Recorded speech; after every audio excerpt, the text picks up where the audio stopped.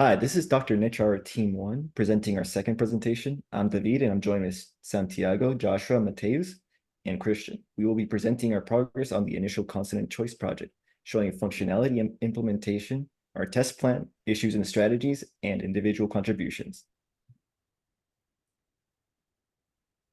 For our project, we've been able to implement the core of the application. You can see parts of it running on the video on screen.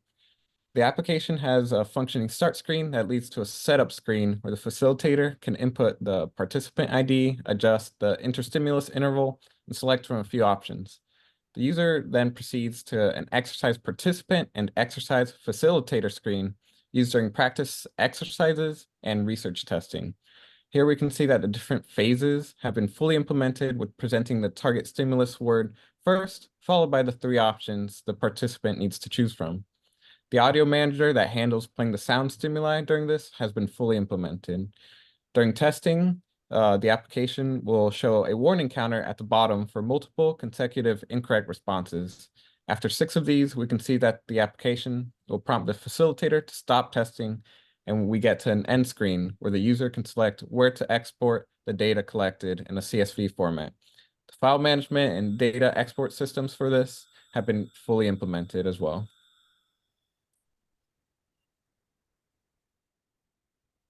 Some planned features that currently haven't been implemented yet include a reinforcement screen to motivate the participant at random intervals using an animation of a horse running through a track and eventually crossing a finish line.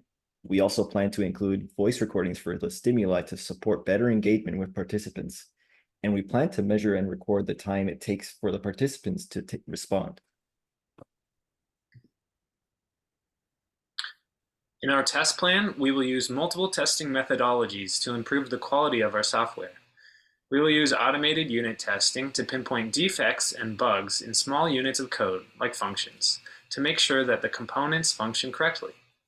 Each test will have a setup process to prepare the input, a processing step to process the input, and an evaluation step to compare the actual output to the expected output. For static code analysis, we will use Sonar Cloud to analyze our code to identify potential issues. Additionally, we will heavily test the software manually, imitating the workflows of a test administrator with extreme real-world behavior to evaluate the system's behavior in edge case conditions. This approach should be particularly effective for catching UI-related bugs if they exist. To give you an example of some of the unit test cases that we will be implementing, in one test case labeled trial data export, we verify that we export trial data accurately. In the procedure of the test, first, we will set up the system by initializing a trial data object to represent a participant's responses and scores, as if a fictional child just completed the test. Then we will create a file path and initialize the file manager object. Next, we will execute the procedure by exporting trial data through file manager using the specified file path. Finally, we expect the participant data, including responses and scores, to be saved accurately in the host computer's file system. We will compare the result CSV file to the expected output. Thereby, we can ensure the data saving process is working correctly. Our second test case involves testing the functionality of getting 6 incorrect answers in a row, which should prompt the facilitator to exit the trial. So for system setup, we will initialize the incorrect streak variable, which will keep count of consecutive incorrect answers. The procedure to execute will be initializing the exercise facilitator object, which contains the incorrect streak variable, and then inputting 6 incorrect answers in a row. And from this, we should expect that the facilitator screen should be prompted to exit the session, giving them the option to export the unfinished trial data. And then looking at the static analysis, we ran Sonar Cloud and on our repository and found that there was no bugs, vulnerabilities, code smells, or security hotspots. And when we reviewed each file within the Sonar Cloud project individually, we again found that there was no issues. Therefore, at this time, the static analysis at the time that the static analysis was conducted, there were no identified code issues for us to fix. All right, yeah. So while our development process has been pretty smooth so far, there have been a couple of issues that we've had to work through. So one major consideration with any application is making sure that it scales robustly. While most of the pages of our application are form-based and so not as crucial to scale as well, we did want to make sure that particularly the exercise pages look good on different size screens, both windowed and in full screen. Ultimately, we decided to create our own scaling mechanism so that the behavior would be exactly what we wanted. Our system works by determining the largest 16 by 9 panel that can fit in the current window, and then linearly scaling display elements within that panel. We also ran into a scaling related issue because of Windows itself. If a user had a display scaling that was set to something different than 100%, this could cause some of our layouts to misbehave. Ultimately, our solution was just to disable the system scaling entirely and rely on just our own custom scaling. One of the biggest debates that we've had was related to the storage of resource files, including all the images, audio files, and text related to exercises.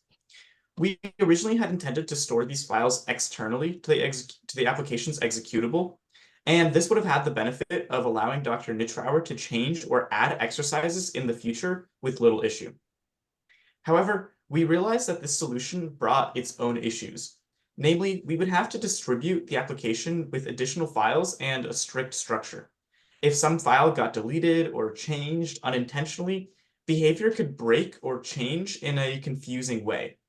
Additionally, intentional modifications would still need to be made in a very specific way that might not have been immediately intuitive. So since we expect these changes to be rare, we've decided instead to package the entire application into just the executable file. Changes can still be made by modifying the source, and we intend to have good documentation on how to do so. But this way, the application is just more robust and easy to use.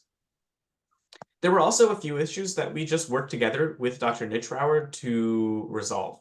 So upon her request, we implemented a system to prompt the facilitator after 6 consecutive incorrect answers. That was mentioned earlier. And we also worked out a proper format for the results file and its layout to make sure that we were tracking all of the needed data.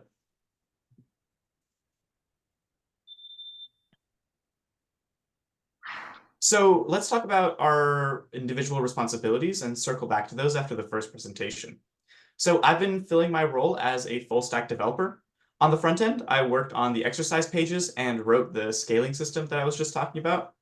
On the back end, I did the business logic for the exercise progression and the different phases of that. I'm currently working on the reinforcement feature, which will show the participant their progress. As the Scrum Master, my tasks involve facilitating the team's agile processes. Additionally, I worked on the front-end and back-end implementations of the practice end screen and trial end screen, and I evaluated our codebase with SonarCloud, a static analysis tool. As a backend developer, I recently finished implementing the audio manager and am now expanding its functionality to use resources instead of directly reading audio files. And I'll also be working on general functionality testing as well as bug fixing. As the team's project manager, I'm responsible for overseeing the overall progress of the project and presenting status updates to Dr. N. I've also implemented the facilitator screen, the start and settings backend logic, as well as a class for the file management and data export system. Currently, I'm tasked with working on implementing the response time measurement.